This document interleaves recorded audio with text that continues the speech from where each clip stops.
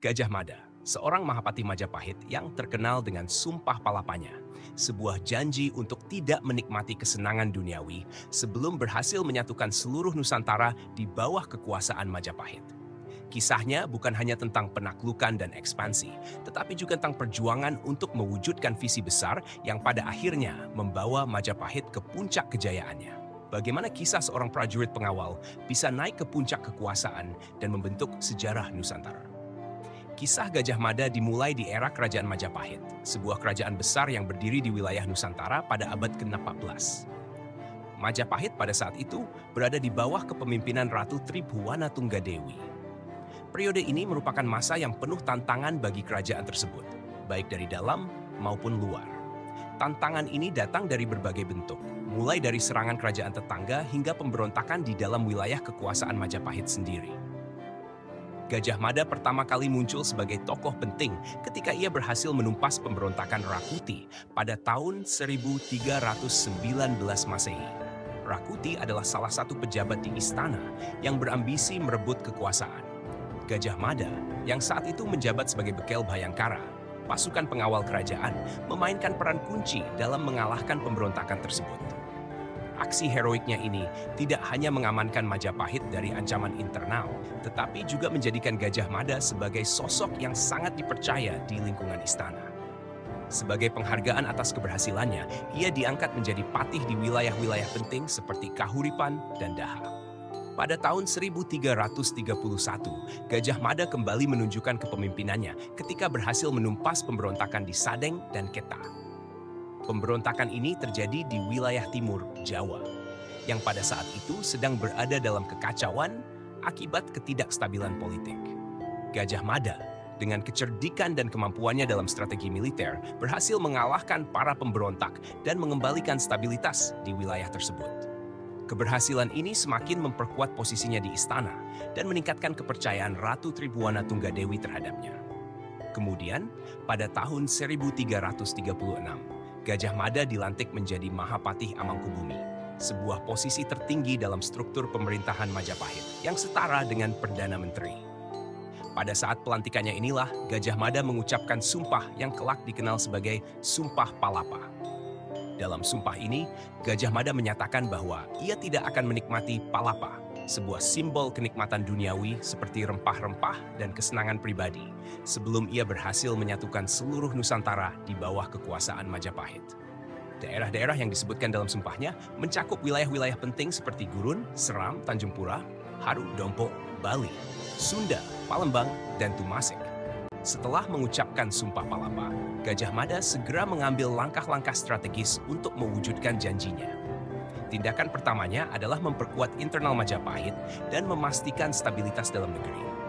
Untuk mencapai tujuan ini, ia memulai dengan memperkuat angkatan bersenjata Majapahit dan membangun aliansi dengan berbagai daerah di Jawa. Salah satu langkah pentingnya adalah mengkonsolidasikan kekuasaan Majapahit di Jawa Timur, yang kemudian menjadi basis kekuatan utama kerajaan tersebut.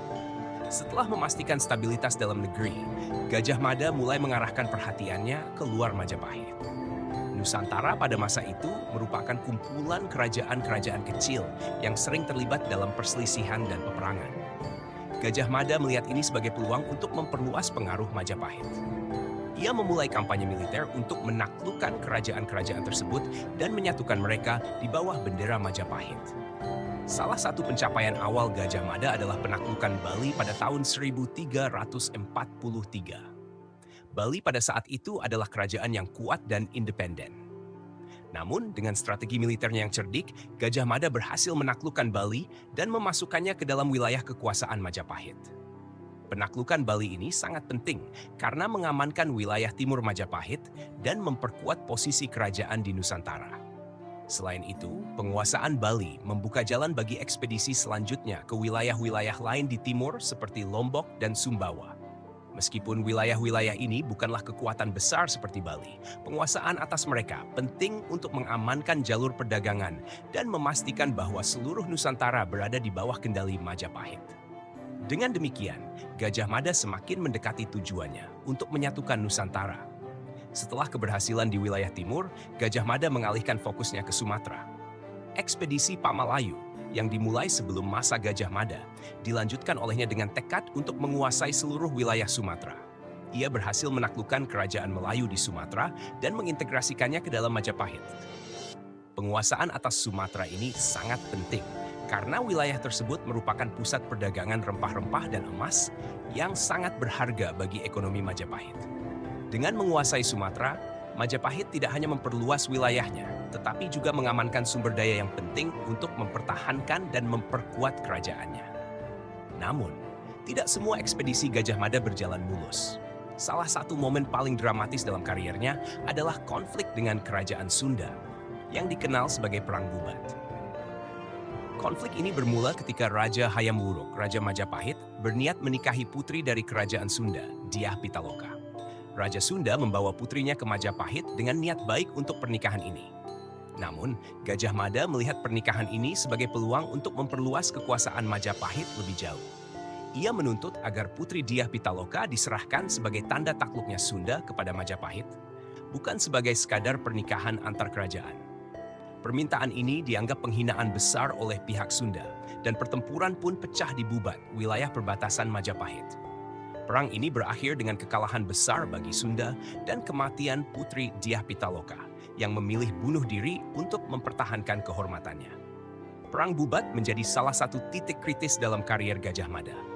Meskipun secara militer Majapahit menang, peristiwa ini menciptakan ketegangan besar antara Majapahit dan Sunda.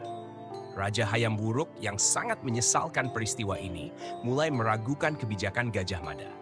Meskipun demikian, Gajah Mada tetap melanjutkan misinya untuk menyatukan Nusantara, meskipun hubungannya dengan raja sedikit merenggang setelah kejadian ini.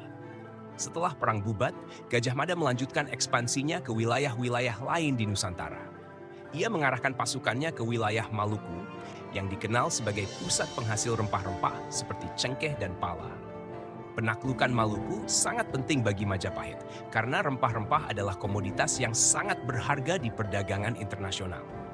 Selain itu, Gajah Mada juga mengirim ekspedisi ke Pahang di Semenanjung Malaya. Penguasaan atas Pahang penting karena wilayah ini merupakan pintu gerbang ke Asia Tenggara daratan. Dan dengan menguasainya, Majapahit dapat mengontrol jalur perdagangan yang melewati Selat Malaka. Ekspedisi ini memperkuat dominasi Majapahit di Asia Tenggara dan membawa kerajaan ini mencapai puncak kejayaannya. Setelah sekian lama mengabdikan dirinya pada tujuan besar menyatukan Nusantara, Gajah Mada akhirnya berhasil mencapai hampir seluruh cita-citanya. Wilayah yang berada di bawah kendali Majapahit mencakup sebagian besar kepulauan Nusantara, mulai dari Sumatera, Jawa, Bali, hingga ke wilayah timur seperti Maluku. Pencapaian ini tidak hanya menjadikan Majapahit sebagai kerajaan yang kuat, tetapi juga mengukuhkan posisi Gajah Mada sebagai salah satu tokoh paling berpengaruh dalam sejarah Indonesia. Namun, keberhasilan ekspansi ini tidak serta-merta membawa kedamaian bagi Majapahit. Pada tahun-tahun akhir kepemimpinannya, Gajah Mada menghadapi berbagai tantangan. Salah satunya adalah pemberontakan di beberapa wilayah yang baru saja ditaklukkan. Selain itu, ancaman dari luar, seperti serangan dari kerajaan-kerajaan yang tidak puas dengan ekspansi Majapahit, mulai meningkat. Namun, ancaman terbesar justru datang dari dalam.